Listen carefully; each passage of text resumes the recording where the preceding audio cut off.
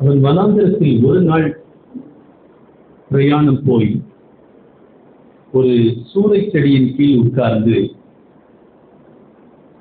தான் சாக வேண்டும் என்று கோரி, போதும் கர்த்தாவே, என் ஆத்மாவை எடுத்துக்கொள்ளும், நான் என் பிதாக்களை பார்க்கிலும் நல்லவன் அல்ல என்று சொல்லி ஒரு சூறைச் செடியின் கீழ் படுத்துக் கொண்டு நித்திரை பண்ணினான்.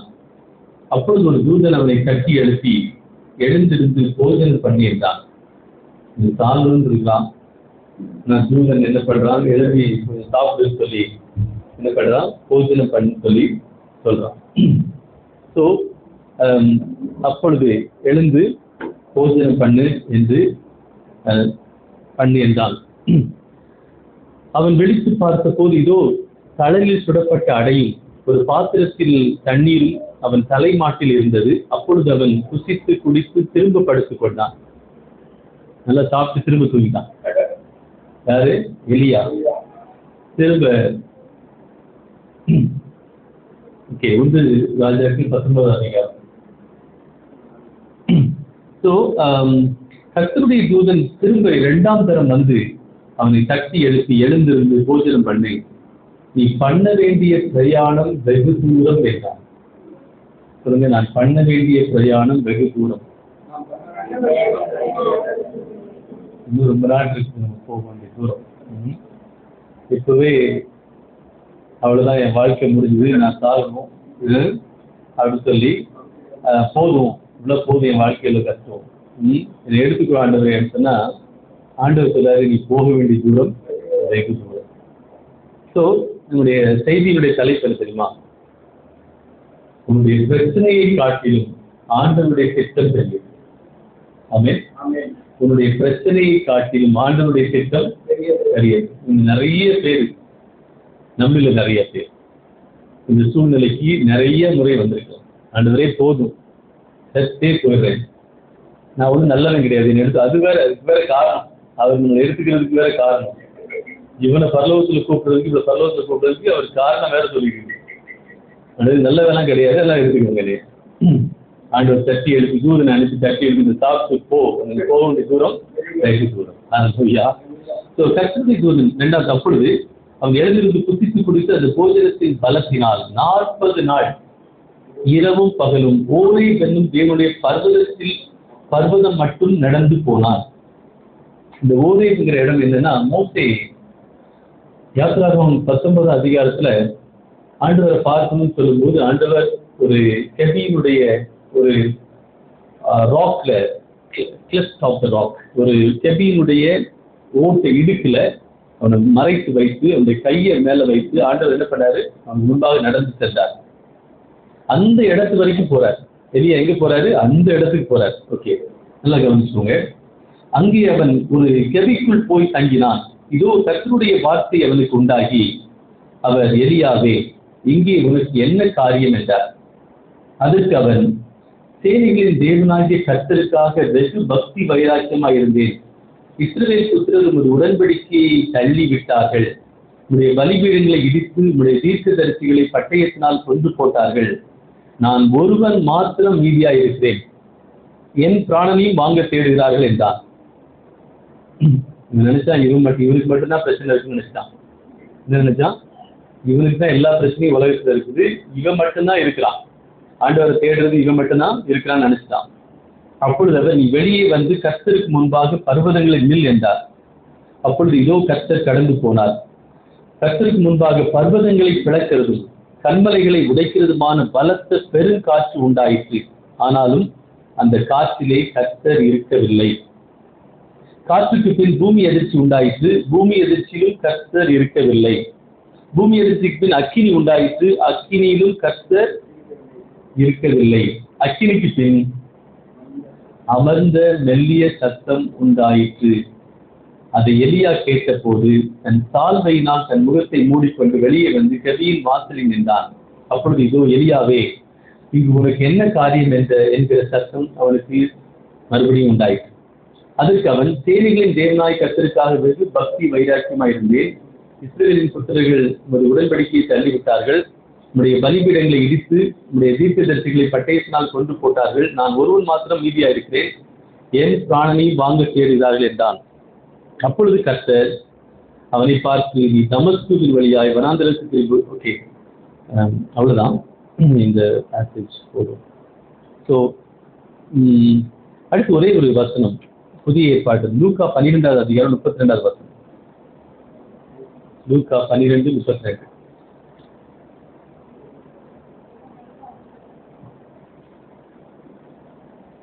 எல்லாம் சேர்த்து வாசிக்கலாமா?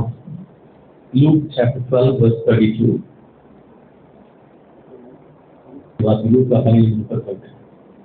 பயப்படாதே சிறுமந்தையே, உங்களுக்கு ராஜ்யத்தை கொடுக்க உங்கள் பிதா பிரியமாயிருக்கிறார்.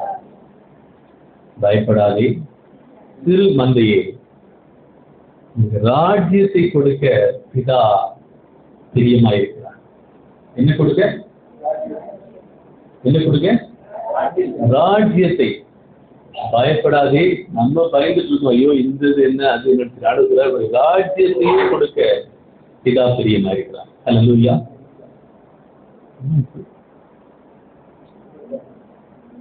சவுண்ட் வருதா? ஓகே ஓகே, எல்லாம் கேட்கறதா? கவிகான்களை ஒரு நல்ல ஆண்டு இந்த வசனத்தை எழுதியதற்கு பிரயோஜனமாக வாசிப்போட உள்ளத்துல நீங்க பேசி இந்த வசனத்தை நீங்க எழுதியத்தில் எழுதி நாங்கள் கர்த்தருக்கு முன்பாக நாங்கள் நடக்கத்தக்கதான கிருபைகளை அந்த நாங்கள் முதிர்ச்சி உள்ளவர்களாக, பேச்சு உள்ளவர்களாக, வளர்ந்தவர்களாக, கனி கொடுக்கிறவர்களாக நாங்கள் வாழ கிருபை கொடுங்க. இயேசுவின் நாமத்தில் ஜெபிக்கிறோம் நல்ல பிதாவே, ஆமென். உட்காருங்க.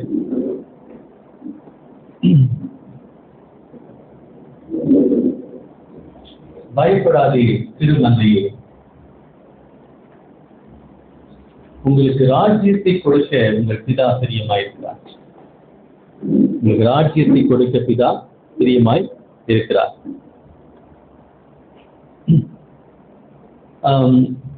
ஆண்டவர் இந்த வசனத்தை ஒரு 12 சீஷர்களுக்கு முன்பாக, ஒரு சின்ன கூட்டத்துக்கு முன்பாக இதை சொல்கிறார். இந்த கூட்டத்துல இந்த ஒருவேளை ஆண்டவருடைய இந்த வேலை சின்ன மாதிரி தெரியலாம், சின்ன காரியம் மாதிரி தெரியலாம். கொஞ்சம் பேரை பார்த்து ஆண்டவர் சொல்றாரு, சின்ன கூட்டத்துல ஆண்டவர் இயேசு கிறிஸ்து இதை பேசுறாரு. ஆண்டவருடைய ராஜ்யம் எப்பொழுதுமே சின்னதாக தான் தெரியும், சின்னதாக தான் இருக்கும், பார்க்கிறதுக்கு சின்னதாக தான் இருக்கும். மார்க் 4வது அதிகாரத்துல நீங்க வாசித்து பார்த்தீங்கன்னா, ஒரு கடுகு விதை 30வது வசனத்திலிருந்து 32வது வசனம் வரைக்கும் பரலோக ராஜ்யம் ஒரு கடுகு விதைக்கு ஒப்பா இருக்கிறதுன்னு சொல்லி ஆண்டவர் ஒரு ஊமையை சொல்லுகிறார். ஒரு பேரபிள்ல சொல்றாரு, இந்த பரலோக ராஜ்யம் கடுகு விதைக்கு ஒப்பா இருக்கு. அது எல்லாவற்றிலும் சின்னதா இருக்குது. எல்லாவற்றிலும் சின்னதா இருந்தாலும் அது இந்த பூமியில விழுந்து முளைக்கும் போது எல்லாவற்றை காட்டிலும் பெரிய மரமாகி அதுல பறவைகள் தங்குகிற அளவு பெரிதாக மாறுகிறது.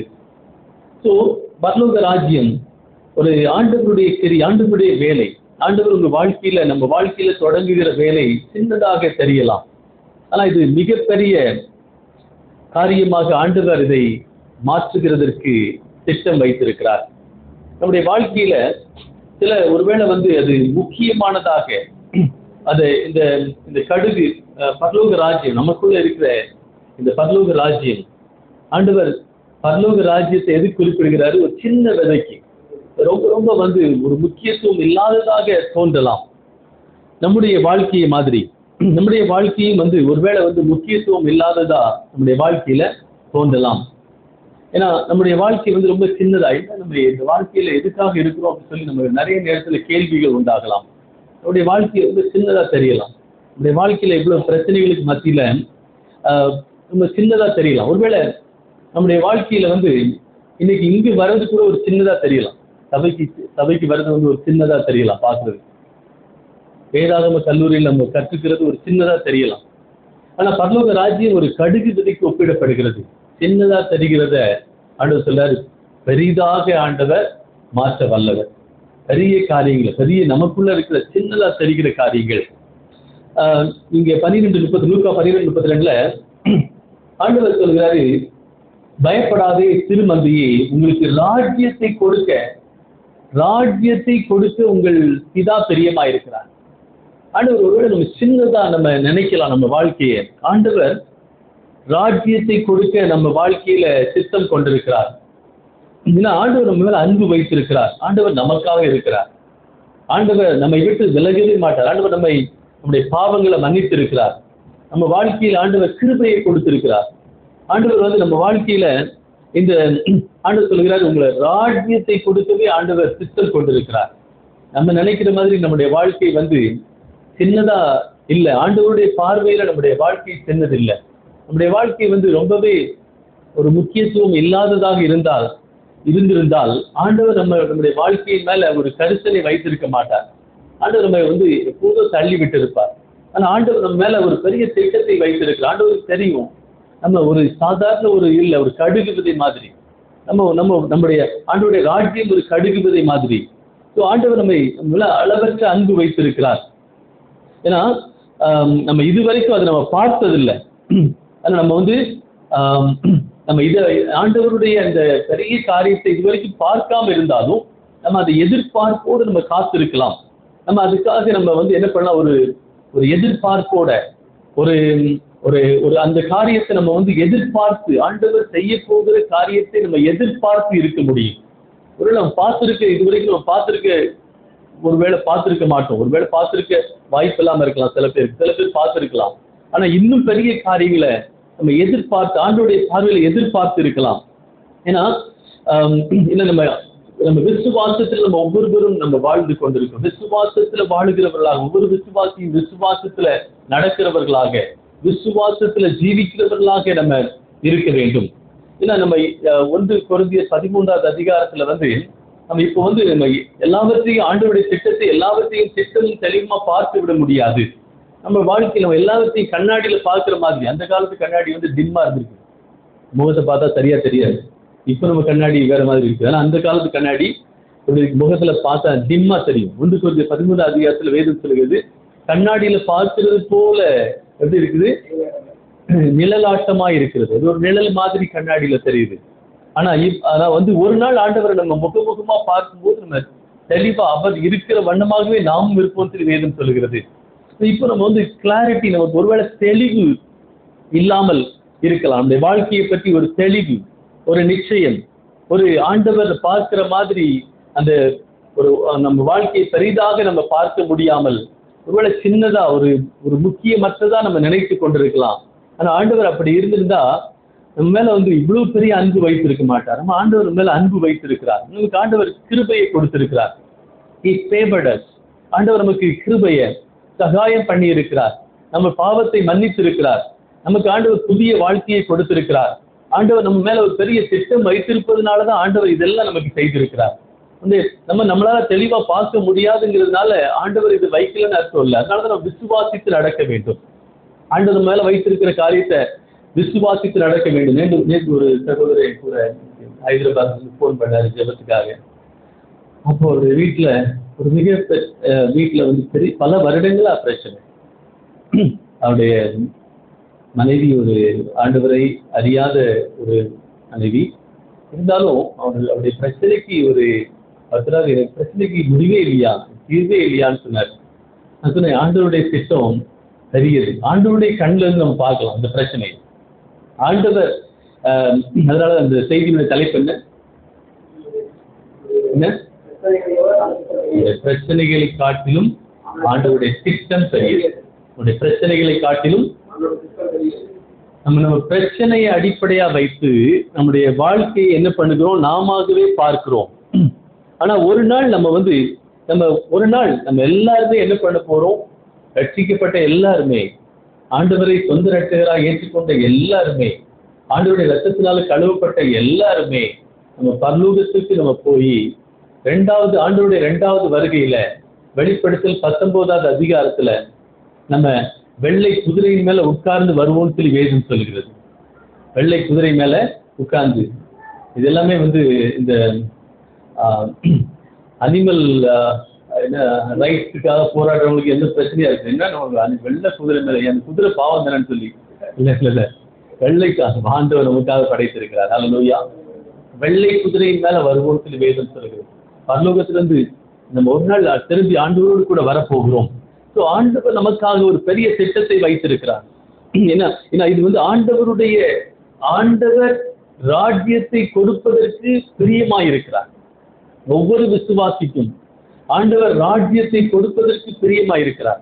அந்த வசனம் பியூட்டிஃபுல்லான வசனம். லூக்கா 12:32 இல்ல, அந்த வசனத்தை நம்ம முழுமையா தியானிக்க போறோம். அந்த வசனத்தை ரொம்ப முக்கியமா நல்லா கூர்ந்து பார்க்கும்போது ஆண்டவர் சொல்ல, பயப்படாதே திருமதி, உங்களுக்கு ராஜ்யத்தை கொடுக்க உங்கள் பிதா பிரியமாயிருக்கிறார்.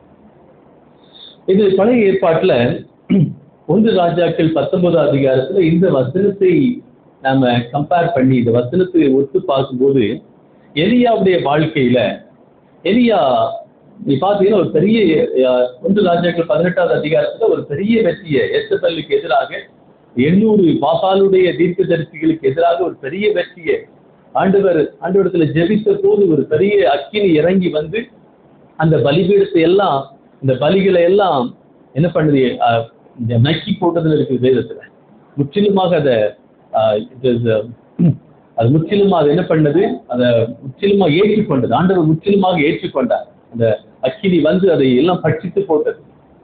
ஸோ ஆண்டவருடைய அந்த மிகப்பெரிய காரியத்தை எலியா செய்துவிட்டு அடுத்த சாப்டர்ல எலியா என்ன பண்ணாரு, ஓடி எசபெலுக்கு பயந்து ஓடி சூறை செடியின் அடியில படுத்துட்டு, போதும் ஆண்டவரே போதும் அப்படின்னு சொல்லி, நான் சர்ச்சை போறேன், நான் எனக்கு என் உயிர் வாழவே பிடிக்கல அப்படின்னு சொல்லி ரொம்பவே மனம் உடைந்தவராக ஒரு தனிமையில இருக்கக்கூடியவராக இருக்கிறார். ஏன்னா வேதம் சொல்லுகிறது யாக்கோபு 5வது அதிகாரத்துல, எலியா நம்மை போல ஒரு பாடுள்ள மனிதன், உங்களை போல என்னை போல ஒரு பாடுள்ள மனிதனாக எலியா இருந்தார்.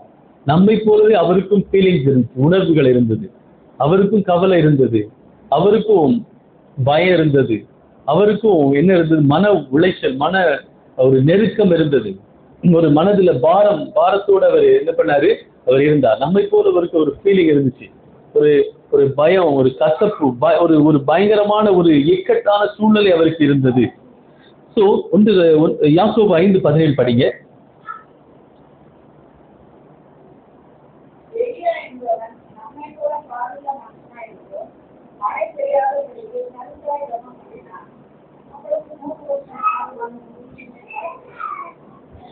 எலியா நம்மை போல ஒரு பாடுள்ள மனிதன், எலியா நம்மை போலவே ஒரு உணர்வுகளை கொண்ட மனிதன். ஆனா ஆண்டவர் அவன் ஜெபித்த போது ஆண்டவருடைய ஜெபத்தை கேட்டு அந்த 3 வருஷம் மழையை நிறுத்தினாரு. அவன் ஜெபித்த போது திரும்ப மழை பெய்தது. ஆனா அந்த எலியா 19வது அதிகாரம் 4வது வசனத்துல நம்ம பார்த்தபடி இந்த 10 எலியா 1 ராஜாக்கள் 19 எடுத்துக்கோங்க. அதுல நம்ம என்ன பண்ண போறோம், அந்த வசனங்களை ஒவ்வொன்றா நம்ம பார்க்க போறோம். ரொம்ப முக்கியமான ஒரு சத்தியத்தை நம்ம கற்றுக்கொள்ள போறோம்.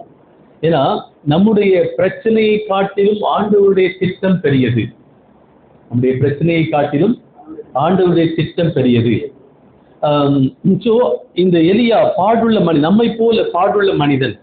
நீங்க 19வது அதிகாரம் 4வது வசனத்துல, ஒரு நாள் பிரயாணமாய் போய் ஒரு சூரியச்செடியின் கீழ் உட்கார்ந்து தான் சாக வேண்டும் என்று கோரி, போதும் கர்த்தாவே, ரொம்ப அப்செட் ஆயிட்டான், ரொம்ப மன அழுத்தத்துக்குள்ளாக மாறிவிட்டான்.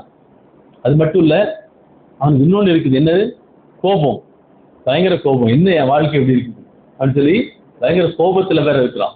அது மட்டும் இல்ல, ரொம்பவே அவன் டிஸப்பாயிண்டட், ரொம்பவே அவன் ரொம்ப விரக்தி ஆயிட்டான். ஏன் வாழ்க்கை இப்படி இருக்குது அப்படின்னு சொல்லி சாகணும்னு சொல்லி என்ன பண்ற, ஆண்டவர்கிட்டயே கேட்கிறான். நம்ம கூட அப்படிதான் நம்முடைய அநேக நேரத்தில் நம்முடைய உணர்வுகள் அப்படியாக இருக்கிறது.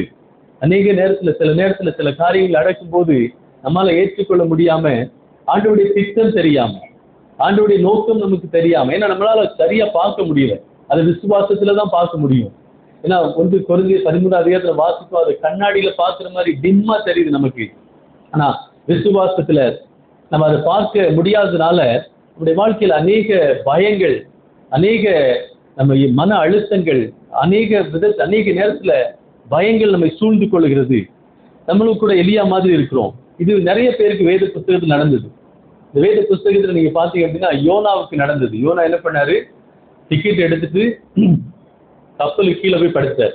கப்பலுக்கு அடித்தட்டுல போய் போதும் ஆண்டவரே, என்ன வேணா பண்ணிக்கோங்க, நான் வேற ஊருக்கு போறேன்னா, நீங்க சொன்ன ஊரை விட்டு நான் வேற ஊருக்கு போறேன், என்னால அங்க போக முடியாது, அவங்களுக்குலாம் போய் நான் சொல்ல முடியாதுன்னு சொல்லி ஆண்டவருடைய திட்டத்துக்கு மாறா கீழே போய் படுத்து தூங்கிட்டாருன்னு இருக்குது. அதே மாதிரி மோசே நீங்க பாத்தீங்கன்னா, மோசே வனாந்தரத்துக்கு ஓடி போய் ஆடு மேய்ச்சிட்டு இருந்தார் அவர் பாட்டுக்கு. ஸோ இந்த மாதிரி நிறைய பேருக்கு ஒரு விரக்தியில, ஒரு இந்த பிரச்சனையின் மத்தியில ஓடி என்ன பண்ண, ஆண்டவரை விட்டு ஓடி அவங்களே அவங்க வாழ்க்கையில சில காரியங்களை தனிமையாக உணர்ந்து அவர்கள் வாழ்ந்த நாட்கள் வேத புத்தகத்தில் அநேகர் உண்டு. ஈவன் தாவீது கூட சொன்னாரு, எனக்கும் மரணத்துக்கு ஒரு அடி தூரம் தான் இருந்ததுன்னு சொல்லி ரொம்பவே அப்செட்டா இருந்ததை பார்க்கிறோம். தாவீது என்ன ஆண்டவரே, இவ்வளவு பயங்கரமான நிலைமை சவுலுக்கு தப்பி ஓடும் போது. அநேக இடத்துல வேத புத்தகத்துல அநேகர் இந்த எலியாவுக்கு வந்த காரியம் வந்திருக்கிறது. அதே மாதிரி நமக்கு கூட இன்னைக்கு அநேக நேரத்தில் நம்ம இப்படிப்பட்ட சூழ்நிலை வரும்போது, நம்முடைய வாழ்க்கையில சில காரியங்கள் நம்ம வாழ்க்கையில் நடக்கும்போது நம்ம என்ன பண்ணுகிறோம், அநேக நேரத்துல நம்ம நிறைய நேரத்துல மன அழுத்தத்துக்குள்ளாக மாறுகிறோம். 5வது வசனத்தை பாருங்களேன். ஒரு சூறை செடியில் படுத்துக்கொண்டு நித்திரை பண்ணினான். பாருங்க, இந்த பிரச்சனைக்கு மத்தியில என்ன பண்ணா, ஒரே வழி தூங்குறதான்னு சொல்லி தூங்கிட்டான். சாகிறதுக்கு முந்தி தூங்குவோம்னு சொல்லிட்டு, சாகிறதுக்கு முந்தி எப்ப சாவு வருதோ அப்ப சாவும், அது வரைக்கும் தூங்குவோம்னு சொல்லி தூங்கிட்டான் படுத்து. பாருங்க நீங்க எல்லாம். அப்பொழுது ஒரு தூதன் அவனை தட்டி எழுப்பி, ஆண்டவர் நம்மளை விடுறது இல்லை, ஆண்டவர் என்ன பண்ணாரு, நம்மை தட்டி எழுப்புகிறவர். ஹலோ, உன் பிரச்சனையை காட்டிலும் என் திட்டம் பெரியதுன்னு சொல்றதுக்காக ஆண்டவர் என்ன பண்ணுகிறாரு, தட்டி எழுப்புகிறார். உன்னுடைய திட்டத்தை காட்டிலும் என் திட்டம் பெரியது. எலியா ஒரு திட்டம் வச்சிருந்தாரு, நம்ம என்ன பண்ணலாம், இப்படி தூங்கிட்டு என்ன பண்ணலாம், செத்து போயிடலாம். அடுத்து ஒரு திட்டம் வச்சிருந்தாரு, உங்களுடைய திட்டத்தை விட ஆண்டவருடைய திட்டம் பெரியது. ஹல்லேலூயா. உங்களுடைய திட்டத்தை விட ஆண்டவர் பெரியவர். ஹல்லேலூயா. நம்முடைய பிரச்சனையை விட ஆண்டவர் திட்டம் பெரியது, அவருடைய நோக்கம் பெரியது. அவர் நமக்காக ஒரு பெரிய நோக்கத்தை வைத்திருக்கிறார். பாருங்க, அடுத்தது பாருங்களேன், 6-8 வரைக்கும் சொன்னா, அவன் விழித்து பார்க்கிற போது இதோ கடலில் சுடப்பட்ட அடையும் ஒரு பாத்திரத்தில் தண்ணீரும் அவன் தலைமாட்டில் இருந்தது. அப்படியே அவன் திருந்தல. எலியா நம்மள மாதிரி தான், ஒன்றும் வேற இல்லை. என்ன பண்ணா, ஆண்டவர் ஒரு பெரிய அற்புதமா ஒரு சாப்பாடு இருக்குது, அதை சாப்பிட்டு திரும்பவும் தூங்கிட்டான். திரும்பவும் அவனுடைய வாழ்க்கையில அந்த விரக்தி, அந்த வெறுமை, அந்த போராட்டம், அந்த அழுத்தம், அந்த டிஸப்பாயின்மெண்ட் அது இன்னும் போகவே இல்லை. என்னதான் நடந்தாலும் போகவே இல்லை. பாருங்க, அது ஒரு நாள், அது ஆண்டவர் அதுக்குன்னு ஒரு திட்டம் வைத்திருக்கிறார். ஸோ இங்க ஆண்டவர் இதே மாதிரி தான் இங்க பாத்தீங்கன்னா, ஓகே 10வது வசனத்துல ஓகே ஓகே அடுத்து அதுக்கு முன்னாடி என்னன்னா, ஆண்டவர் நம்ம என்னன்னா, ஆண்டவர் ஒவ்வொருவரையும் அவர் நம்மள ஒருவரையும் என்ன பண்ணுகிறது இல்லை, சாதாரணமாக பார்க்கிறவர் அல்ல. பக்கத்துல பாத்தீங்கன்னா சாதாரணமான அல்ல சொல்லுங்க. ஆண்டவர் ஒவ்வொருவரோடும் தனித்தனியாக பேசுகிறவர். ஆண்டவர் எலியாவோட தனியாக பேச விரும்பினார். நம்ம ஒவ்வொருவரோடு கூட தனித்தனியாக ஆண்டவர் பேசுகிறவர். ஆண்டவர் எப்பொழுதும் பேசுகிறவர். அல்லேலூயா. என் கூட பேசுற மாதிரி தான் உங்க கூடயே பேசுவார். நம்ம ஒருவேளை கேட்காம இருக்கலாம், வேற சத்தத்தை கேட்டு நம்ம யோனா மாதிரி அடித்தட்டுல போய் படுத்துட்டு கேட்காத மாதிரி நடிச்சுட்டு இருக்கலாம் தூங்கிட்டு. ஆனா ஆண்டவர் பேசுகிறவர். அல்லேலூயா. ஆண்டவர் ஒவ்வொருவரோடு கூட பேசுகிறவர். அதனாலதான் நம்ம சபைக்கு என்ன பண்ணுகிறோம், ஜபிக்கிறோம். சபைக்கு வசனத்தை தியானிக்கிறோம். ஞாயிற்றுக்கிழமையில ஆராதிக்கிறோம். ஆண்டவரை ஆராதித்து ஆண்டவரை உயர்த்துகிறோம். நம்ம வசனத்தை கற்றுக்கொண்டு, அடுத்த இந்த வசனம் எனக்கு ஜீவன், அது ஜீவனுள்ள வசனம், எனக்கு ஜீவனை கொடுக்கும்படியாக நான் என்ன பண்ணுகிறேன், அதுல பக்தி தாகமா இருக்கிறேன். வசனத்தை பார்த்த உடனே, எரேமியா 15-14 பார்த்து கண்ட உடனே அதன் சாப்பிட்டேன் வேதம் சொல்லுகிறது. அப்படியா நம்ம என்ன பண்ணும், மானானது நீரோடு மேல் வாஞ்சித்து கதிரோடு போல என் ஆத்துமா அவருடைய வசனத்தின் மேல் வாஞ்சியாக இருக்கிறது. ஸோ ஆண்டவர் நம்ம மேல ஒரு திட்டம் வைத்திருக்கிறார். ஆண்டவருடைய திட்டம் நம்முடைய பிரச்சனையை விட பெரியது. ஆண்டவர் நம்ம கூட பேசுவதற்கு நம்ம என்ன பண்ண, ஆண்டவர் எப்பொழுதும் பேசுகிறவராய் இருக்கிறார். அதனாலதான் அவர் நமக்காக பரிசுத்த ஆவியை என்ன பண்ண, கேட்டரவாளனை நமக்காக அனுப்பி இருக்கிறார். ஆண்டவர் நம்ம ஒருபோதும், அதனாலதான் வேதம் சொல்லுகிறது, என்னை விட்டு அவர் விலகுவதும் இல்லை கைவிடுவதும் இல்லை. ஆண்டவர் ஒருபோதும் விலக மாட்டார். அவருக்கு உதவி செய்கிறவர். ஆண்டவர் நம்மளை தள்ளி விடாதவர். ஆண்டவர் நம்ம கிருபை கொடுக்கிறவர். ஆண்டவர் நம்மளை அதனால சொல்றாரு, சிறு மந்தையே ராஜ்யத்தை கொடுக்க ஆண்டவர் பிரியமா இருக்கிறார். உனக்கு ராஜ்யத்தை கொடுக்க ஆண்டவர் பிரியமா இருக்கிறார். ஸோ ஆண்டவர் நமக்காக ஆண்டவர் என்னன்னா, நம்முடைய வாழ்க்கையில ஒரு சின்ன பையன் மாதிரி நம்ம நடந்துக்கிறதுக்கு ஆண்டவருக்கு விருப்பம் இல்லை. நம்ம சின்ன பையனாவே எப்பொழுதும் சின்ன பிள்ளை மாதிரி சின்ன காரியத்துக்கு அழுதுட்டு நம்ம சின்ன பிள்ளைங்க பாத்தீங்கன்னா அவங்க இஷ்டப்படி பண்ணுவாங்க எல்லாத்தையும். அப்பா அம்மா சொன்னா இங்க வான்னு சொன்னா அங்க போவாங்க. சின்ன பிள்ளைங்க அவங்க இஷ்டப்படி என்ன பண்ணுவாங்க, எல்லாத்தையும் நம்ம கொஞ்சம் தள்ளி போயிட்டு அவங்க இஷ்டப்படி பண்ணுவாங்க. அது மாதிரி ஆண்டவர் நம்மளை சின்ன பிள்ளை மாதிரி நம்ம நடப்பதற்கு விரும்பவில்லை. நம்ம நல்ல ஒரு முதிர்ச்சி பெற்ற ஒரு ஆண்டவருடைய பிள்ளையாக, வளர்ச்சி அடைந்த பிள்ளையாக, முதிர்ச்சி அடைந்த பிள்ளையாக இருக்க வேண்டும் என்று விரும்புகிறார்.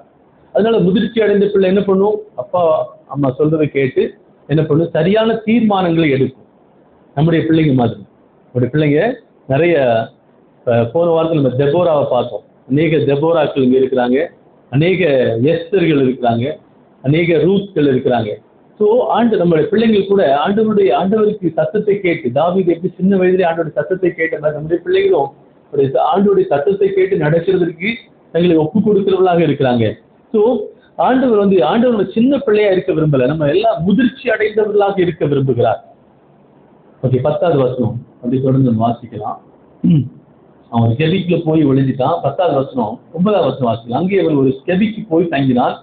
இதோ கர்த்தருடைய வார்த்தை அவனுக்கு உண்டாகி. எலியா எங்க போறான், மோசே ஆண்டவர் கையில மறைத்து வைத்த அந்த ஓரே பர்வதத்திற்கு போய் அவன் ஆண்டவரை தேடுகிறவனா தான் இருக்கிறான். ஆண்டவரை தேடி போனான்.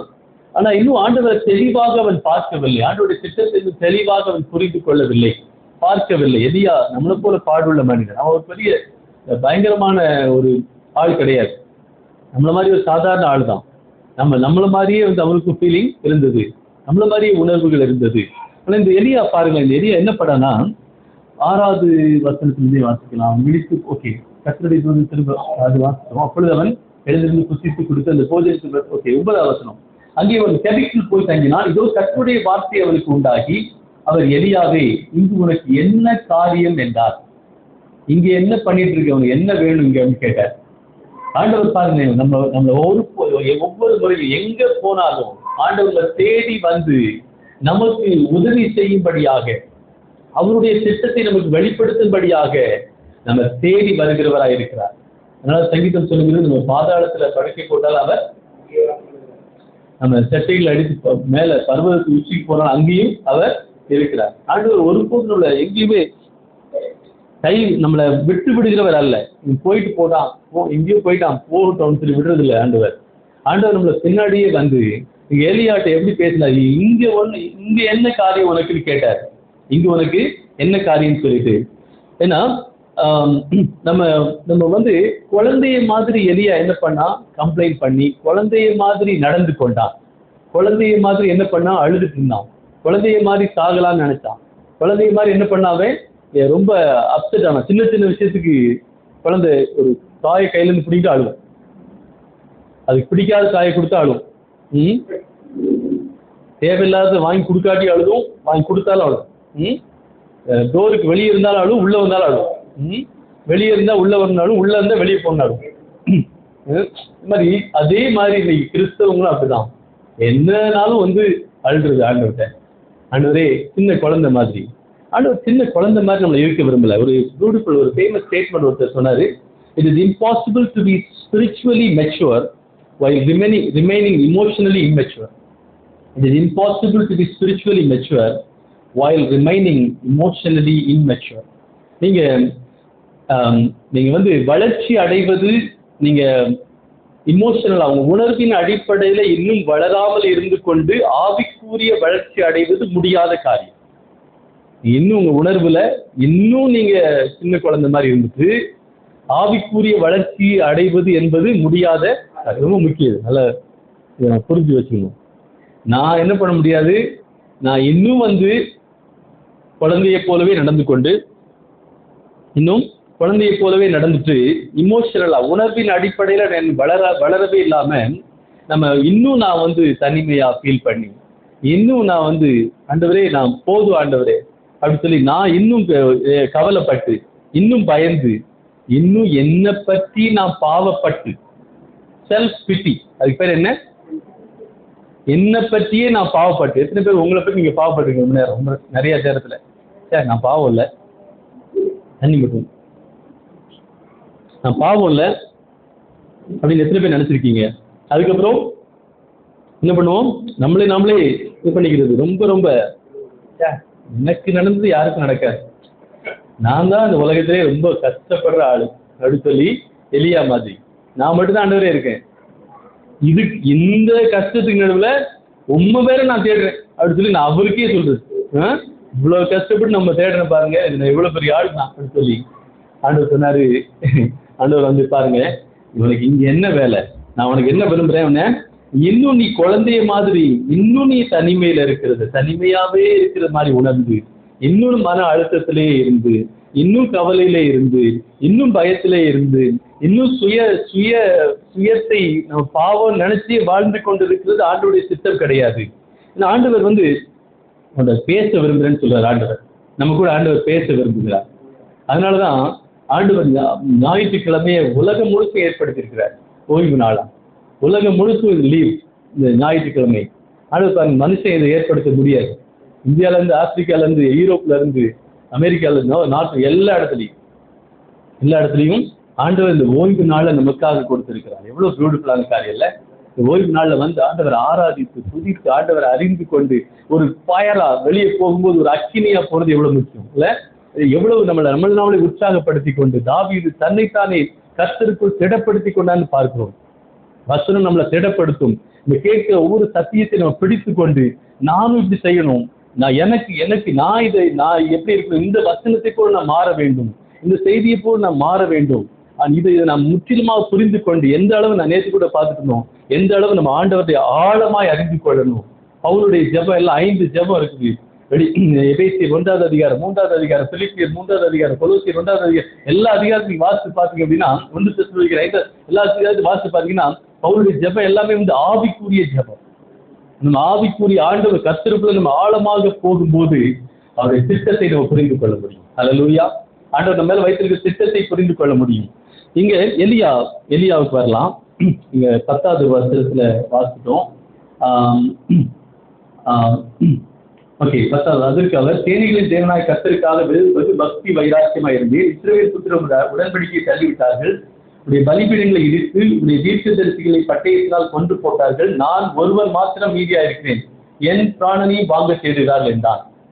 இதை திரும்ப திரும்ப சொல்லிட்டே இருப்பார், சின்ன பிள்ளை மாதிரி. திரும்ப அடுத்த ஒரு வசனத்துல இதை திரும்ப திரும்ப ரிப்பீட் பண்றேன். ஆண்டவரே, எனக்கு தான் இந்த பிரச்சனை, நான் தான் உங்களுக்காக இருக்கிறேன், எனக்கு தான் கஷ்டம், எனக்கு தான் பாடு. ஆண்டவர் சொன்னார், வெளியே வந்து நெல்லு ஒழுங்கா என்ன உன் கூட நான் பேசும் ஆண்டவர் சொல்லார். ஸோ ஆண்டவர் வந்து எப்போதுமே வந்து நம்ம சின்ன பிள்ளைங்க மாதிரி என்ன இருக்க ஆண்டவருக்கு விருப்பம் கிடையாது. நம்ம சின்ன குழந்தைகளை மாதிரியே இருந்து குழந்தைக்கு நினைச்சு பாருங்க. குழந்தை நினைக்கிறோம் நம்ம எல்லாம் நமக்கு தெரியும் நினைக்கும். அப்பா அம்மாவுக்கும் தெரியாது, அதுக்கு தான் எல்லாம் தெரியும் நினைக்கும். அது இஷ்டப்படி ஏற்படுதுன்னா அதுக்கு தெரியும் நினைக்கும். அதனால ஆண்டவர் நம்ம கூட பேச விரும்புகிறார். இன்னைக்கு ஆண்டவர் நம்ம கூட பேச விரும்புகிறார். ஏன்னா நீங்க அடுத்த வசனம் பார்க்கலாம். அப்பொழுது அவர், நீ வெளியே வந்து கர்த்தருக்கு முன்பாக பர்வதத்தில் நில் என்றார். அப்பொழுது இதோ கர்த்தர் கடந்து போனார். கர்த்தருக்கு முன்பாக அடுத்து பாருங்களேன், ஒவ்வொரு ஆண்டவர் வந்து எலியாவை நிற்க சொல்லிட்டு அவன் என்ன பண்றான், அந்த குகைக்குள்ள இருந்து வெளியே வந்து நிற்கிறான். வெளியே வந்து நின்ன உடனே ஆண்டவர் என்ன பண்ணாரு, அவனுக்கு முன்னாடி கடந்து போகிறார். இந்த மாதிரி சாதாரண இடத்துல இல்ல, ஒரு பயங்கரமான ஒரு குகையில அந்த ஆண்டவர் என்ன பண்ணாரு, ஒரு பயங்கரமான, முதல்ல என்ன வருது அதுல பாருங்க, பைபிள் பாருங்க.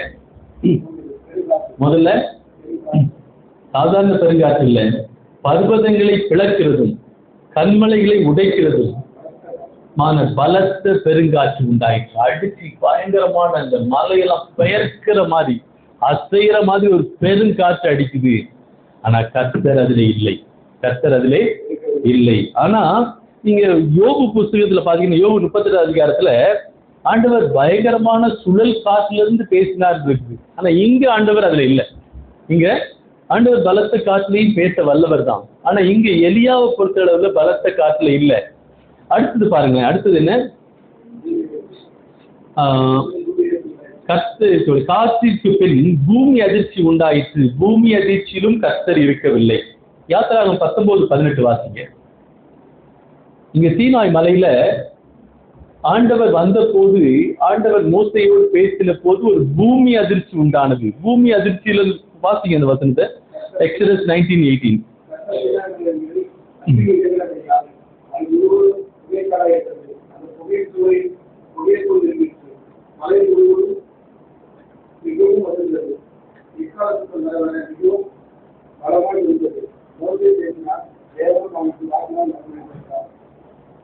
பூமி அதிர்ச்சி மாதிரி ஒரு பயங்கரமான சூழலில் ஆண்டவர் பேசுகிறார் பழைய ஏற்பாட்டுல. ஆனா இங்க எலியாவை பொறுத்தவரையில எலியாவை பொறுத்தவரை பூமி அதிர்ச்சியிலும் கர்த்தர் இருக்கவில்லை. பூமி அதிர்ச்சியிலும். அடுத்தது பாருங்க, பூமி அதிர்ச்சிக்கு பின் அக்கினி உண்டாயிற்று. அக்கினி நமக்கு எல்லாருக்கும் தெரியும், பழைய ஏற்பாட்டுல மோசே ஆண்டவர் முட்செடியில் அக்கினியின் மூலமா பேசினார். ஆனா இங்க ஆண்டவர் எலியா கூட அப்படி பேசவில்லை. ஆண்டவர் சில நாட்கள் நம்ம கூட வந்து தனியாக பேச விரும்புகிறார். சில காரியத்தை வித்தியாசமாக நம்ம கூட வந்து வசனத்தின் மூலமாக ஆண்டவர் பேச விரும்புகிறார். ஆனா இங்க அடுத்தது பாருங்க, அக்கினியிலும் கர்த்தர் இருக்கவில்லை, அக்கினிக்கு பின் அமர்ந்த மெல்லிய சத்தம் உண்டாயிற்று. ஆக்சுவலா இது டிரான்ஸ்லேஷன் வந்து கொஞ்சம் தப்பு. ஏன்னா இப்ப நான் இதை டிரான்ஸ்லேட் பண்ண முடியுமா? இந்த வார்த்தைக்கும் அடுத்து இந்த பேசின வார்த்தைக்கும் இடையில என்ன இருக்குது? சைலன்ஸ் டிரான்ஸ்லேட் பண்ணவே முடியாது. சைலன்ஸை ஆண்டவர் என்ன பண்ணாரு? மெல்லிய சத்தம்னா இது வந்து அதுல ஹீப்ரூல என்ன இருக்குன்னா சத்தமே இல்லை. ஆண்டவர் என்ன பண்ணாரு? பிரச்சனை மட்டும்தான் இருந்தது. அல்லேலூயா. ஆண்டவர் உங்க கூட அவருடைய பிரச்சனத்துல உங்க கூட பேச முடியும். அல்லேலூயா. நிறைய நேரத்துல நம்ம நினைக்கிறோம் ஆண்டவர் பூமி அதிர்ச்சி மூலமா பயங்கர சத்தத்தோட பேசுவாரு, அல்லனா அக்கினியில பேசுவாரு, அல்லாட்டி வந்து பெரும் காற்றுல பேசுவார்னு நினைக்கிறோம். ஆனா ஆண்டவர் இங்க எலியா கூட என்னல ஆக்சுவலா வந்து உலகம் என்ன சொல்லுதுன்னா, ஒரு மனுஷன் 19 செகண்டுக்கு மேல அமைதியா இருக்கிறத அவனால முடியாது. அதனால 19 செகண்டுக்கு மேல 2 பேர் உட்கார்ந்து இருக்கும்போது 19 செகண்ட் பேசுறது அமைதியா இருந்தா 19 செகண்ட் மேல நம்மளால என்ன முடியாது, மனசு தாங்காது. ஐயோ சொல்லுங்க அப்படின்னு சொல்லி எலியாட்ட ஆண்டவர் சொல்றாரு, அமர்ந்த சத்தத்திலே ஆண்டவர் எலியாவோடு பேசினார். அல்லேலூயா. அநேக முறை ஆண்டவர் நம்ம கூட பேசாம இருந்து பேசுகிறவர். அல்லேலூயா.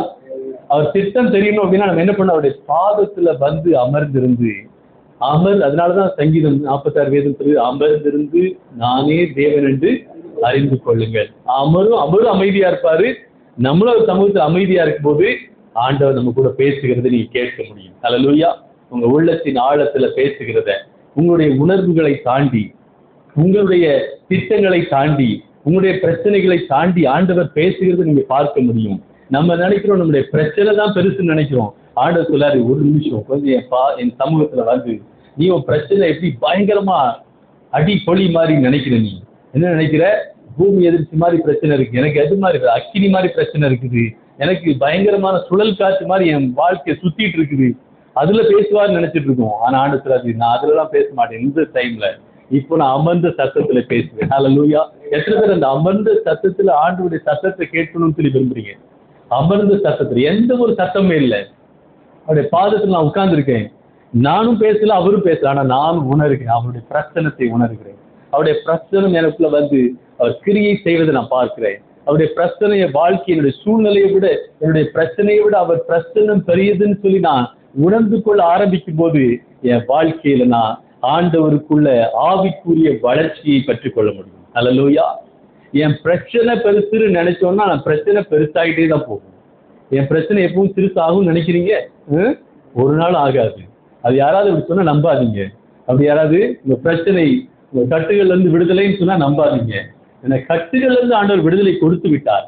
ஆனா பிரச்சனை உங்க துக்கம் சந்தோஷமா மாறுங்கிறது ஏற்கனவே மாற்றி விட்டார்.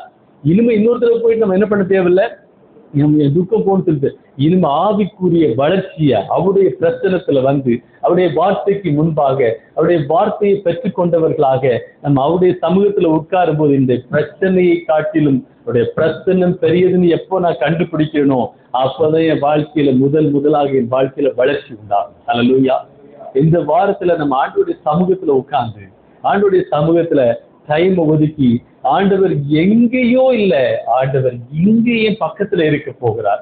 ஆண்டவர் என்னோட கூட அமைதியா நான் சத்தமா பேசுவார் நினைச்சா அவர் சத்தமாவே பேசல. நிறைய தடவை வாழ்க்கையில சத்தமா அவர் பேசல, என் வாழ்க்கையில சைலண்டா தான் பேசியிருக்கிறார். ஹல்லேலூயா. என் வாழ்க்கையில சத்தமா பேசுவார் நினைச்சு நிறைய நேரத்துல நம்ம ஏமாந்து போயிருக்கிறோம். ஆண்டவர் சைலண்டா பேசுகிறவர். ஆண்டவர் still small voice, he speaks with the still small voice. Hallelujah. So அடுத்தது வாசிக்கலாம். அதை எலியா கேட்ட போது தன் சால்வையினால் தன் முகத்தை மூடிக்கொண்டு வெளியே வந்து கெபியின் வாசலில் நின்றான். அப்பொழுது இதோ எலியாவே, இங்கே உனக்கு என்ன காரியம் என்கிற சத்தம் அவனுக்கு உண்டாயிற்று. திரும்பவும் ஆண்டவர் கேட்கிறார், இவன் வளர்ந்துருக்கானா, ஒழுங்காயிருக்கானா, உணர்வுகள்லாம் மாறி இருக்கா அப்படின்னு சொல்லி ஆண்டவர் ஏற்கனவே பேசிட்டாரு. திரும்பவும் கேட்கிறார். சார், இவன் உடஞ்சி போன ரெக்கார்டு மாதிரி. அதற்கு அவன் சேனைகளின் தேவனாய் கர்த்தருக்காக அதே திரும்ப சொல்றான். அப்பொழுது கர்த்தர் அவனை பார்த்து, சோ ஆண்டவர் பாருங்க, ஆண்டவர் இப்போ ஓகே என்ன இங்க செய்யறான்னு 2வது முறை கேட்கும் போது அவன் திரும்பவும் அவன் உள்ளத்துல உள்ள காயங்களை, அவன் இருதயத்துல உள்ள வலிகளை, அவன் இருதயத்துல தோன்றின ஒரு கம்ப்ளைண்ட என்ன பண்ணுகிறான், திரும்பவும் அதே தான் சொல்றான். திரும்பவும் அநேக நேரத்துல நம்முடைய வாழ்க்கையில வந்து நம்முடைய கதையை தான் ஆண்டவர்கிட்ட நம்ம நிறைய கதை விடுறோம். என்ன பண்றோம், நிறைய கதையை ஆண்டவர்கிட்ட சொல்லி ஆண்டவர் சொல்லாரு, ஷட் அப் அப்படிங்கிற வாயை மூடு. ஆண்டவர் அன்பானவர் அப்படி சொல்ல முடியாது. நான் ஒரு அதை புரியணுங்கிறதுக்காக சொன்னேன் வெளியே. ஆண்டவர் அப்படி சொல்றவர் கிடையாது.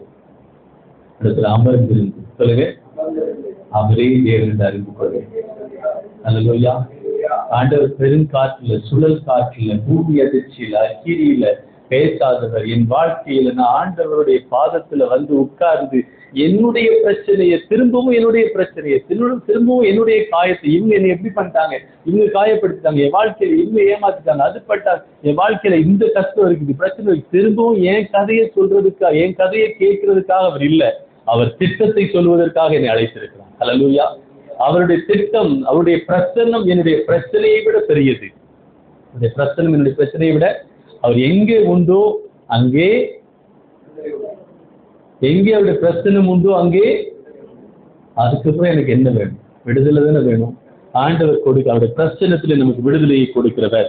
ஸோ ஆண்டவர் நீங்க என்னுடைய பிரச்சனை இல்லை, என்னுடைய வாழ்க்கையினுடைய ஆவிக்குரிய வளர்ச்சியினுடைய முக்கியமான ஒரு காரியம் என்ன அப்படின்னா, என் வாழ்க்கையில எனக்குள்ள ஒரு மாற்றம் உண்டாக வேண்டும். எனக்குள்ள இந்த குழந்தைத்தனத்திலிருந்து நான் முதிர்ச்சி அடைய வேண்டும். ஏன்னா திரும்ப திரும்ப நம்ம அதே சொல்லுகிறதாக இருக்கிறது இல்லை. திரும்ப ஏன் பிரச்சனை, திரும்ப அதை சொல்றது ஆண்டவர் கேட்க விரும்பவில்லை. ஆண்டவர் உண்மையிலே அவன் மேல கருத்தரையா இருக்கிறாரு. அவருக்கு தெரியும் நம்ம பாடுள்ள மனுஷன் சொல்லி அவன் பிரச்சனையை கேட்கறதுக்கு ரெடியா தான் இருக்காரு. ஆனா இனிமே நான் சொல்றதுக்கு ரெடியா இல்லை. அல்லேலூயா. என் பிரச்சனையை அவர் எத்தனை போல சொன்னாலும் அவர் கேட்பாரு. அவர் இன்னும் நல்லவர், அவர் கிருபை உள்ளவர், இரக்கம் உள்ளவர். ஆனா இனிமே நான் குழந்தைய மாதிரி திரும்ப அதே இது சொல்லி திரும்ப அதை வேற மாதிரி சொல்லி அதுக்கப்புறம் வேற மாதிரி சொல்லி நான் ஆண்டவரை என்ன பண்ண விரும்பல, நான் குழந்தையாவே இருக்க விரும்பல. ஆண்டவர் அந்த மெல்லிய சத்தத்துல என் கூட பேச விரும்புகிறார். அல்லேலூயா. அது என்ன தெரியுமா பேச விரும்புறாரு, உன்னுடைய பிரச்சனைக்கு முடிஞ்சிடும்னு சொல்லல, உன் பிரச்சனை போயிடும், இந்த கஷ்டம் போயிடும், இந்த வலி போயிடும்னு சொல்லல. நான் என்னுடைய திட்டம் பெரியது, உன் மேல ஒரு பெரிய திட்டம் வைத்திருக்கிறேன். இன்னும் நான் அதை முடிக்கல, நீ போக வேண்டிய தூரம் வெகு தூரம். உன்னை கொண்டு நான் பெரிய காரியத்தை நான் வைத்திருக்கிறேன், உன்னை கொண்டு நான் பெரிய திட்டத்தை வைத்திருக்கிறேன். நீ சீக்கிரமா நீ என்ன பண்ண போறதில்லை, ஏன்ட்டு நீ சொன்ன உடனே நான் உன்னை கூப்பிட மாட்டேன். நீ அங்க பூமியில இருந்து எனக்கு சாட்சியாக இருப்பாய். அல்லேலூயா. நீ பூமியில இருந்து நான் எவ்வளவு பெரியவன் நீ அறிந்து கொள்ளுவாய். ஸோ அதனால வந்து இந்த பெரிய ஒரு சேலஞ்ச், ஒரு சவால் என்ன தெரியுமா, நம்முடைய வாழ்க்கையில இந்த வளர்ச்சிங்கிறதா ஒரு பெரிய சவால். நம்முடைய வாழ்க்கையில நம்ம ஆவிக்குரிய வளர்ச்சியை பெற வேண்டும். இன்னும் சிறு குழந்தையை போல நான் உங்கள்கிட்ட பெரிய 1 கொரிந்தியர்ல வந்து நான் உங்கள்கிட்ட வந்து நீங்க மெச்சூர்டா இருக்கிறவங்க மாதிரி நான் பேசணும்னு விரும்புகிறேன். ஆனா இன்னும் நீங்க பால் குடிக்கிறவங்களா இருக்கீங்கன்னு இருக்காரு. 1 அதிகாரம் 1வது வசனம் நினைக்கிறேன். 3வது அதிகாரம் 1வது வசனம் கரெக்ட். ஸோ அதை நீங்க எடுத்து வாசிங்க. But I don't want to miss the flow. So இது வளர்ச்சி, இது முதிர்ச்சி, இது ஆண்டவர் அதிலிருந்து உருவாக்குற ஜீவன். ஆண்டவர் நமக்குள்ள இருந்து ஒரு ஜீவனை உண்டு பண்ண விரும்புகிறார். அது வளர்ச்சியினால உண்டாகிற ஜீவன். அதை கண்டுபிடிச்சிங்களா அந்த வசனத்தை?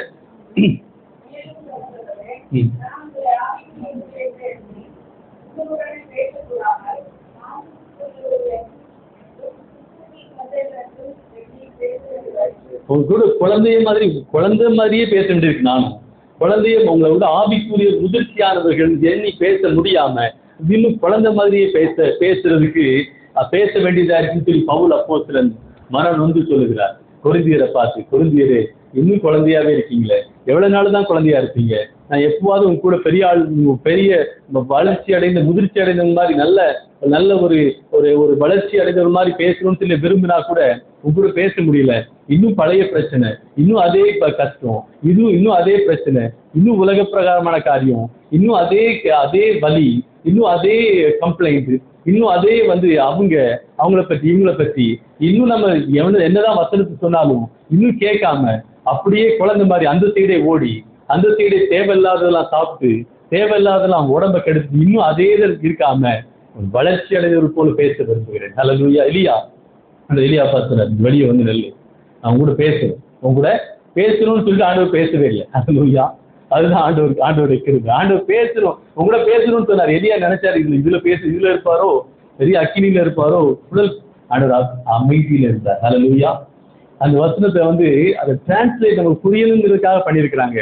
மெல்லிய சத்தத்துல பேசுறேன்னு சொல்லி பேசவே இல்லை. ஹல்லேலூயா. இன்னைக்கு நீங்க அவருடைய பாதத்துல அமர்ந்திருக்கும் ஆண்டவர் இன்றைக்கு நம்ம அவருக்குள்ள, அவருடைய சந்தோஷத்துல, அவருடைய சத்தியத்துல, அவருடைய சமாதானத்துல, அவருடைய கிருபையில நம்ம வளர்ந்து அவருடைய வார்த்தையின் மூலம், அவருடைய சத்தத்தின் மூலமாக, ஆண்டவருடைய சத்தத்தின் மூலமாக நம்முடைய சந்தோஷத்தை பற்றி வளர்கிறவர்களா இருக்க ஆண்டவர் விரும்புகிறார். ஹல்லேலூயா. அவருடைய சத்தத்துலதான் நமக்கு சந்தோஷம் இருக்கிறது. பக்கத்துல பார்க்கணும், அவருடைய சத்தத்துலதான் சந்தோஷம் இருக்கிறது, அவருடைய சத்தத்துலதான் சமாதானம் இருக்கிறது, அவருடைய சத்தத்துலதான் கிருபை இருக்கிறது, அவருடைய சத்தத்துலதான் ஊழியம் இருக்கிறது, அவருடைய சத்தத்துலதான் நம்ம வாழ்க்கையில சத்தியம் இருக்கிறது.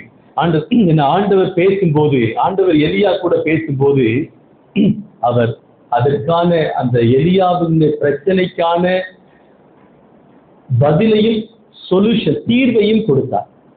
அது என்ன பண்ணாரு? தீர்வை கொடுத்தார். என்ன தீர்வு? ஏன்னா நீ நல்லா பண்ணு அப்படிங்கிறது இல்லை, நீ இன்னும் இதை விட பெட்டரா பண்ணு. ஒழுங்கா என்ன பண்ணு? ஒழுங்கா சர்ச்சுக்கு வந்துரு, ஒழுங்கா ஞாயிற்றுக்கிழமை கரெக்டான நேரத்துக்கு வந்து, ஒழுங்கா செவ்வாய்க்கிழமை வந்துரு. அப்படி சொல்றவர் கிடையாது. அப்படி சொல்றது இல்லை. ஆண்டவர் கிருபை அப்படி நம்மளை என்ன பண்ண கட்டாயப்படுத்தி ஒழுங்கா வந்துரு, அல்லாட்டி தொலைச்சிருவான்னு சொல்றது இல்லை. ஒழுங்கா வந்துரு, அல்லாட்டி இந்த பூமி அதிர்ச்சி உள்ள போயிடும் சொல்றது இல்லை. நீ ஒழுங்கா வந்துரு, அந்த அக்கினியில நீ வந்துக்கொண்டு சொல்றவர் கிடையாது. ஆண்டவர் அப்படிப்பட்டவர் கிடையாது. ஆண்டவர் எலியா கூட பேசும்போது அவர் தீர்வை கொடுத்தார். என்ன தெரியுமா தீர்வு? ஏன்னா நீ இன்னும் இதை விட நல்லா ஒழுங்கா பண்ணாட்டி உனக்கு ஆசீர்வதிக்க மாட்டேன்னு ஆண்டவர் சொல்றவர் கிடையாது. ஆண்டவர் என்ன தெரியுமா சொல்றாரு? உன்னுடைய பிரச்சனையை விட என்ன திட்டம் பெரியது. ஹல்லேலூயா. நீ செய்ய வேண்டாம், நான் செய்ய போறேன். நீ உன்னையே முயற்சி பண்ண வேண்டாம். நீ என் பிரசன்னத்துல உட்கார்ந்து என்னுடைய வசனத்தை கேட்டு நீ அமர்ந்து இருந்தாவே போதும், நான் மற்றதெல்லாம் செய்வேன். ஏன்னா உன்னுடைய பிரச்சனையை காட்டிடும் என்னுடைய பிரச்சனை பெரியது. ஹல்லேலூயா.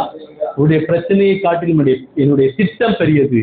அதுதான் ஆண்டவர் சொல்ல விரும்ப. அதுதான் எலியாவுக்கு ஆண்டவர் தீர்வாக கொடுத்தார். இந்த ஆண்டவருடைய சத்தத்தை, ஆண்டவருடைய அந்த மெல்லிய சத்தத்தை கேட்கும் போது ஆண்டவர் அந்த புயல் காற்றுல, அந்த பூமி அதிர்ச்சியில, அந்த அக்கினியில இல்லாத தேவன் அந்த மெல்லிய சத்தத்தில் ஆண்டவர் இருந்தார்.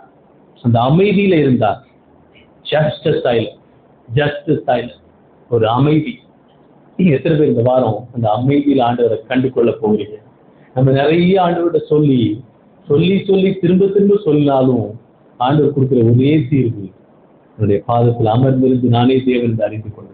ஹல்லேலூயா. அந்த மெல்லிய சத்தத்தில் ஆண்டவர் எலியாவோட பேசினார், உங்க கூடயும் பேசினார். ஏன்னா எலியா நம்ம போல உள்ள மனிதன். அவன் கூட பேசும்போது நம்ம கூடயும் ஆண்டவர் பேசுகிறார். அந்த மெல்லிய சத்தத்துல ஆண்டவர் அவருடைய திட்டத்தை வெளிப்படுத்துவார், அவருடைய நோக்கத்தை, பரலோக நோக்கத்தை வெளிப்படுத்துவார். இன்னும் இந்த உலகத்துல நம்ம என்னதான் எங்கதான் யோனா மாதிரி, மோசே மாதிரி, எலியா மாதிரி எங்கதான் ஓடினாலும் ஆண்டவர் அங்க நம்மளை தேடி வந்து நம்ம கூட பேசுகிறார். அல்லேலூயா. அவருடைய திட்டத்தை வெளிப்படுத்துவதற்காக நம்மளை வார்ன் பண்ணி நம்மளை நரகத்துலதான் உன்னை போடுவேன்னு சொல்றதுக்கு அப்படி பேசுறவர் கிடையாது. நம்ம கிருபையை பேசுகிறவர், ஆண்டவர் மெல்லிய சத்தத்துல பேசுகிறவர். நம்முடைய கிறிஸ்தவ வாழ்க்கை இன்னைக்கு நிறைய நேரத்துல ஏன் ஆண்டவர் பேசவே இல்லைன்னு சொல்லி நிறைய பேர் நினைச்சிருக்கோம். அப்படிதானே? ஏன் இவ்வளவு பிரச்சனை வரும்போது ஆண்டவர் எவ்வளவு பேசவே இல்லை? ஆனா நமக்கு தெரியல ஏன் அவர் பிரச்சனை வரும்போது ஏன் பேசல அப்படின்னா, என்னுடைய பிரச்சனையே அவருடைய பிரச்சனத்தை நான் கண்டு கொள்ளாம இருந்ததுதான். அவர் அமைதியா இருந்து என் கூட அமர்ந்து அவர் மெல்லிய சத்தத்தின் மூலமாக என் கூட பேசி இருக்கிறார். இவ்வளவு நாள் நான் நினைச்சிட்டு மெதுவா பேசிப்பார் நினைச்சிருந்தேன். இன்னைக்கு தான் தெரியுது அது மெதுவா இல்லை, அது பேசவே இல்லை. அல்லேலூயா. ஆண்டவர் அந்த பிரசன்னமே போதும். அவருடைய பிரசன்னத்துல நமக்கு பரிபூர்ண ஆனந்தம் உண்டு. அவருடைய வலது பாரிசத்திலே சொல்லுங்க பேரானந்தம். சொல்லுங்க, அவருடைய வலது பாரிசத்துல என்ன அவருடைய பிரசன்னத்துல ஒரு பேரானந்தம். நீ பாடிருக்க அவருடைய பிரசன்னத்தில் சிறகடித்து பறக்கிற பாட்டு கூட இருக்கு. அந்த பாட்டு சரியா மெசேஜ் நமக்கு தெரிஞ்சிருந்தா பாடிக்கலாம். ஆனா அவருடைய பிரசன்ன பக்கத்தில் பார்த்துருங்க, அவருடைய பிரசன்னம் போதும். அவருடைய பிரசன்னம் உடைய திட்டத்தை வெளிப்படுத்தும். அல்லேலூயா. அவருடைய பிரசன்னம் ஆண்டவர் பார்த்துருங்க, உங்களுடைய பிரசன்னம் உம்முடைய திட்டத்தை எனக்கு வெளிப்படுத்தும். அல்லேலூயா. ஏன்னா நம்ம நினைக்கிறோம் நம்ம வாழ்க்கை நிறைய நேரத்துல ஆண்டவர் பேசவே இல்லையே நினைக்கிறோம். ஆண்டவர் பேசவே இல்லாத அந்த பேசவே இல்லாத நேரத்துலதான் பேசி இருக்கிறார். அல்லேலூயா. இனிமே நான் தெரிஞ்சுக்க போறேன், ஆண்டவர் பேசாம இருக்கிற மாதிரி தெரிஞ்சுனா அதுதான் பேசவே செய்யறாரு. நான் ஆண்டோடைய பாதத்தில் அமர்ந்திருந்து, ஏன்னா அது ஒரு வெறுமை கிடையாது, அது ஆண்டோடைய பிரசன்னம். பேசாம இருக்குது ஆண்டோடைய பிரசன்னம். இப்போ இன்னைக்கு ஆண்டோடைய சத்தத்தை கேட்கும் போது அவர் நமக்கு பதில் வைத்திருக்கிறார். அவர் நமக்கு என்ன பண்ண, நம்முடைய வாழ்க்கையை தாண்டி என்ன பண்ண போறார், செய்ய போறார். நம்முடைய பலவீனத்தை தாண்டி அவர் செய்ய போறார். நம்முடைய பிரச்சனையை தாண்டி அவர் நமக்காக பெரிய காரியத்தை செய்ய போறார். எத்தனை பேர் விசுவாசிக்கிறீங்க? அப்படியெல்லாம் எழுதி நிக்கலாமா? ஆண்டவர் சொல்லுங்க, நான் இதை விட பெரிய ஆண்டவரே, நீங்க இதை விட எனக்கு பெரிய காரியத்தை வச்சிருக்கிறீங்க. உங்களுடைய சிஸ்டம் பெரியது. சொல்லுங்க, சிஸ்டம் பெரியது. இந்த சிஸ்டம் பெரியது. ஏன்னா நான் நம்ம எல்லாருமே இதை விட பெரிதான காரியத்தை பார்க்க போகிறோம். ஏன்னா ஆண்டவர் அவருடைய திட்டத்தை பெரிதாக, அதனால லூக்கா 12:32 வேதத்தில் ஆண்டவர் சொன்னாரு, ஆண்டவர் ராஜ்யத்தை, பயப்படாதே திருமந்தையே, இதா ராஜ்யத்தை கொடுக்க பிரியமாயிருக்கான். ராஜ்யத்தை கொடுக்க, தேவனுடைய ராஜ்யத்தை கொடுக்க, தேவனுடைய பரலோக சந்தோஷத்தையே கொடுக்க, பரலோக வல்லமையை கொடுக்க ஆண்டவர் சித்தம் பிரியமுள்ளவராயிருக்கிறார். ஏதோ வேண்டாம் இருப்பா இல்ல, ஆண்டவர் பெரிய தோடம் கொடுக்க வல்லவர். அல்லேலூயா. ஆண்டவர் ராஜ்யத்தை கொடுக்க வல்லவராயிருக்கிறார். ஸோ அதனாலதான் நம்ம இன்னைக்கு என்ன பண்ணுவோம், நம்ம சந்தோஷமாக இருக்கும். சொல்லுங்க, சந்தோஷமா இருக்கும். சொல்லுங்க, ரிலாக்ஸா இருக்கும். என்ன பண்ணுவேன், ஏன்னா ஏன் பிரச்சனையை விட ஆண்டவருடைய திட்டம் பெரியது. என்னுடைய பிரச்சனையை காட்டிலும், என்னுடைய வலிகளை காட்டிலும், என்னுடைய வேதனையை காட்டிலும், என்னுடைய தேவையை காட்டிலும் அவருடைய பிரசன்னம் பெரியது. அதனால நம்ம இன்னைக்கு சந்தோஷமா இருக்கலாம். இந்த ஞாயிற்றுக்கிழமை ஆண்டவர் கொண்டு வந்தாரு, அதுக்கு ஆண்டவர் நன்றி சொல்லலாம். நானும் உயிரோடு இருக்கிறேனே, அதுக்கு நன்றி சொல்லலாம். இன்னும் ஆண்டவர் பலத்துல இருக்கிறேனே, அதுக்கு நன்றி சொல்லலாம். இன்னும் எனக்கு ஆண்டவர் எவ்வளவு எண்ணிலடங்காத நன்மையை கொடுத்திருக்கிற, அதுக்காக நன்றி சொல்லலாம். ஆண்டவருடைய பிரச்சனத்துக்கு நன்றி. அல்லேலூயா. ஆண்டவர் அப்படி சொல்லாரு, இன்னைக்கு நம்ம இன்னொரு தடவை ஆண்டவர்கிட்ட போய் திரும்ப எலியா மாதிரி திரும்ப திரும்ப திரும்ப சொல்லாம அவருடைய பிரச்சனத்துல இருக்கும்போது நம்ம அவருடைய பிரச்சனத்துல, அவருடைய வலது பாரிசத்துல பெயர் ஆனந்தம். அல்லேலூயா. அவருக்குள்ள நமக்கு எப்பொழுதும், கர்த்தருக்குள்ள எப்பொழுதும் சந்தோஷமா இருக்க நமக்கு ஆண்டவர் கிருபை வைத்திருக்கிறார். நாமே இது காசு கிடையாது, பணம் கிடையாது, ஆண்டவர் இலவசமாக கொடுக்கிறவர். அல்லேலூயா. இது நம்ம ஆண்டவர் நமக்கு கொடுத்த ஒரு கிருபை, ஒரு ஈவு. ஆண்டவர் சொல்றாரு, இன்னையிலிருந்து ஆண்டவர் சொல்றாரு, நீ பயப்படாத திருமந்தையே, நீ பயப்படாத, நான் அமைதியா இருக்கேன்னு சொல்லி பயப்படாத, நான் அதுலதான் பேச வல்லவன். பெரிய சத்தத்துல இல்ல, அமைதலாக ஆண்டவர் நம்ம கூட பேசுகிறவர். அவருடைய பிரச்சனத்தை மட்டும் கண்டுபிடிச்சோம்னா அதுதான் நம்முடைய வாழ்க்கையினுடைய தீர்வு, அதுதான் நம்முடைய வாழ்க்கையினுடைய பதில். இன்னைக்கு ஆண்டவர் நமக்கு இன்னைக்கு ஆண்டவர் சொல்றாரு, இந்த ஒரு வாழ்க்கை சந்தோஷமா இருக்கு, என்ன பண்ணு, சமாதானத்தோடு மகிழ்ச்சியா இருக்கு, ரிலாக்ஸா இருக்கு, டென்ஷன் வேண்டாம். என்ன வேண்டாம்? ஏன் டென்ஷன்? வெளியே ரொம்ப டென்ஷன் ஆயிட்டாரு. யோனா ரொம்ப டென்ஷன் ஆயிட்டாரு. என்னடா அது வாழ்க்கை, டென்ஷன் ஆயிட்டாரு. மோஸ்ட்லி ரொம்ப டென்ஷன் ஆயிட்டாரு. இன்னும் நான் டென்ஷன் ஆக போறது இல்லை. ஹல்லேலூயா. நான் டென்ஷன் ஆக மாட்டேன். சொல்லுங்க, டென்ஷன் ஆவீங்களா? இந்த மெசேஜுக்கு எப்படி டென்ஷன் ஆனா உங்க பிரச்சனை, அது கடவுளுக்கு பிரச்சனை கிடையாது. நான் டென்ஷன் ஆக போறது இல்லை. ஹல்லேலூயா. ஆண்டவர் ஏன் கூட இருக்கிறார், என் பட்சத்துல இருக்கிறது, யார் எனக்கு எதிராக இருக்கக்கூடும், உபத்திரவமோ வியாக்குலமோ நாசமோ பட்டயமோ எந்த சிருஷ்டியாலும் கிறிஸ்துவின் அன்பை விட்டு பிரிப்பவர் யார்? நான் முற்றிலும் ஜெயம் கொள்ளுகிறதா இருக்கிறேன். ஹல்லேலூயா. ஆண்டவருடைய பிரச்சனை ஒன்றே எனக்கு போதும். ஆமென். ஆண்டவருடைய பிரச்சனை ஒன்றே எனக்கு போதும். நம்ம துதிப்போம், ஆண்டவரை துதிப்போம், ஆண்டவருடைய பாதத்துல உட்கார்ந்து ஆண்டவரே எவ்வளவு நல்லவர், எவ்வளவு என்னையும் நீர் என்ன பண்ணிருக்கிறீர், என்னையும் நீர் புரிந்திருக்கிறீர், என்னையும் நீர் என்ன அடையாளம் கண்டிருக்கிறீர், என்னையும் நீங்க தெரிந்து கொண்டிருக்கிறீங்க, என்னையும் நீங்க உடைய பிள்ளையாக அதிகாரம் கொடுத்திருக்கிறீங்க. அடுத்த திரும்ப பயப்படாத திருமதி பிதா ராஜ்யத்தை கொடுக்க பிரியமா இருக்கிறார். ஹல்லேலூயா. ஒவ்வொருவருக்கும் ஆண்டவர் ராஜ்யத்தை கொடுக்க பிரியமா இருக்கிறார். அப்படியே கரங்கள் உயர்த்தி உடைய பிரசன்னத்தில் சிறகடித்து அந்த பாட்டு எடுத்து நல்லா பிரசன்னத்தை நான் எலியாவை மாதிரி கண்டு கொள்ள போகிறேன். ஆமென். எலியாவுக்கு அந்த கற்றுக் கொடுத்தார், நமக்கு இன்னைக்கு அந்த பாடத்தை கற்றுக் கொடுத்திருக்கிறார். அவருடைய பிரச்சனத்தில் உட்கார போதும். என் பிரச்சனையோட அந்த பிரச்சனை பெரியது. ஹல்லேலூயா. மிகவும் பெரியது. அவருடைய பிரச்சனும் என் வாழ்க்கையில பெரிய பெரிய காரியத்தை கொண்டு வரும். ஆமென். இருந்த அவர் செய்ய போகிறார், நான் ரிலாக்ஸா இருக்க போறேன். அவர் எனக்காக யாவையும் செய்ய முடியும். ஆமென். நான் ரிலாக்ஸா இருக்க போறேன், நான் சந்தோஷமா இருக்க போறேன். ஏன்னா இன்னும் ஏன் பிரச்சனை கிடையாது. ஏன் பிரச்சனையுடைய பிரச்சனத்துல பனி மலை போல இருந்தாலும் பனி போல உருகி போகும். ஹல்லேலூயா. என் பிரச்சனை பெருசா தெரிகிறது, இன்னும் என் பிரச்சனையை பார்க்க போறது இல்லை, அவருடைய பிரச்சனத்தை பார்க்க போகிறேன். ஆமென். எத்தனை பேர் புரிஞ்சு? எத்தனை பேர் அப்படி ஒரு கண்ணில் மூடி இந்த பாட்டை பாடலாம். உங்க பிரச்சனத்தில் திரையில்லாமல் பார்க்கிறேன், உங்க சமூகத்தில் குறைவில்லாமல் வாழ்கிறேன். உங்க பிரசன்னத்தில் திரையில்லாமல் பார்க்கிறேன், உங்க சமூகத்தில் குறைவில்லாமல் வாழ்கிறேன். என் தஞ்சமானிரே, என் கோட்டையானிரே, என் துர்கமானிரே, என் நண்பரானிரே.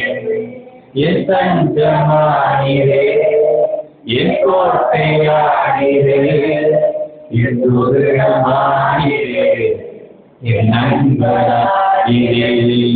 உங்க பிரசன்னத்தில் தேவையில்லாமல் பார்க்கிறேன், உங்க சமூகத்தில் குறைவில்லாமல் வாழ்கிறேன். உதவாத என்னையே உருவாக்கும் உறவே, குறைவாத என்னையே நிறைவாக்கும் நிறைவே. உதவாத என்னையே உருவாக்கும் உறவே, குறைவான என்னையே நிறைவாக்கும் நிறைவே. உங்க பிரச்சனத்தில் திரையில்லாமல் பார்க்கிறேன், உங்க சமூகத்தில் குறையில்லாமல் வாழ்கிறேன். பொய்யான வாழ்வையே மெய்யாக மாற்றினே, மண்ணாக என்னையே உன் கண்கள் கண்டனே. பொய்யான வாழ்வையே மெய்யாக மாற்றினே, மண்ணாக என்னையே உன் கண்கள் கண்டனே.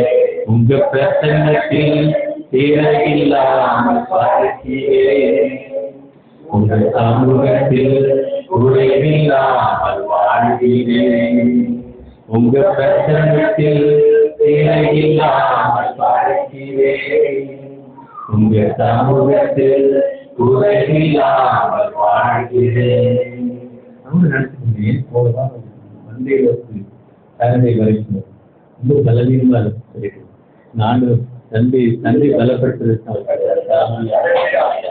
எவ்வளவு பலவீனம் நினைச்சிருந்தேன். இவ்வளவு நடக்கவே முடியல. நிறைய பயங்கர வலி, பயங்கர பிரச்சனை. ஆனா ஆண்டவர் ஞாயிற்றுக்கிழமை ஆண்டவர் பிரச்சனத்துல கொண்டு வந்து அங்கே ஆசீர்வதிக்கிறேன். ஹல்லேலூயா. அவருடைய பிரச்சனம் போதும். ஹல்லேலூயா. இப்படி கண்களை மூடி கரங்களை உயர்த்தி நல்லாண்டது இந்த பிரச்சனத்தை நாங்கள் ஆண்டவரை உணர்ந்து அறிந்து இந்த பிரச்சனத்தில் அமர்ந்து ஆண்டவரே நீரே பெரிய தேவன் அறிந்து கொள்ள, இந்த திட்டம் பெரியதுன்னு சொல்லி அறிந்து கொள்ள எங்களுக்கு உதவினதற்காக நன்றி ஆண்டவரே. அப்பா சொல்கிறேன், வாழ்க்கையை நீர் மாற்றினதற்காக நன்றி ஆண்டவரே. எங்களுக்கு கொடுத்த பெரிய சாட்சியத்திற்காக, பாக்கியத்திற்காக ஆண்டவரே, நீர் எங்களோடு கூட இருந்து பெரிய காரியத்தை செய்ய திட்டம் வைத்திருப்பதற்காக நன்றி ஆண்டவரே. அப்பா சொல்கிறேன், வாழ்க்கை இதோடு முடிந்து விடவில்லை ஆண்டவரே. இன்னும் போக வேண்டிய தூரம் வெகு தூரம். அந்த வெகு தூரத்திலையும் ஆண்டவர் எங்களோடு கூட எங்களை விட்டு விலகாமல் இருந்து உங்களை பாதுகாத்து உங்களை பெரிய காரியங்களை செய்ய உங்களை தயார்படுத்தி அதை செய்ய வைக்க போவதற்காக சொல்கிறாண்டவர். உங்களுக்கே நாங்கள் துதி கிழமைகளாம் செலுத்துகிறோம். இயேசு நாமத்தை சொல்லிக்கிறோம் நல்ல பிதாவை. ஆமென். நாம் அன்பும் இயேசு கிறிஸ்துவின் கிருபையும் பரிசுத்தாக நன்மை அளிக்கணும் உங்களோடு உங்கள் குடும்பத்தோடு இப்பொழுதும் எப்பொழுதும் சதா காலங்களிலும் இருப்பதாக. ஆமென்.